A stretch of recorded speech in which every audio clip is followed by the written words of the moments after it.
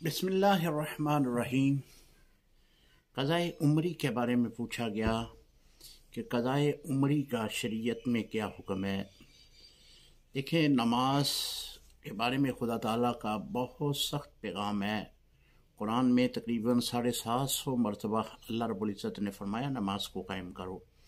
अगर कोई नमाज नहीं पढ़ता तो ये नहीं है कि उसके ज़िम्मे से वो नमाज साक़त हो जाती है, बल्कि वो नमाज उसके ज़िम्मे बाकी रहती है। अब वो अगर वक़्त की अदायगी में अदा कर ले तो वो तो अदा हो गई। अब वक़्त गुज़र गया तो क़ज़ा उस पर वो नमाज बाकी है और उसको अदा करेगा तो फिर ही क़ज़ा मुकम्मल होगी।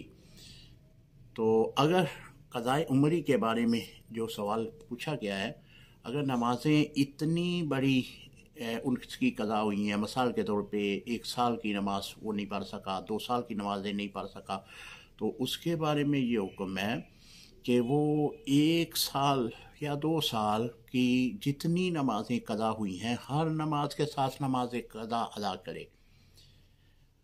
अगर उसे पता नहीं है कि मैंने कितने सालों की नमाज़ें नहीं पढ़ी, तो फिर वो अपने दिल का जो उसका गालिब गुमान है, वो दिल उसका ये कह रहा है कि मैंने 1 साल की क़ज़ा की हैं, 2 साल की हैं, जहाँ पे उसका गालिब गुमान ठहरेगा वहाँ पे उतनी नमाज़ें क़ज़ा करे, उसकी नमाज़ें अदा हो जाएंगी।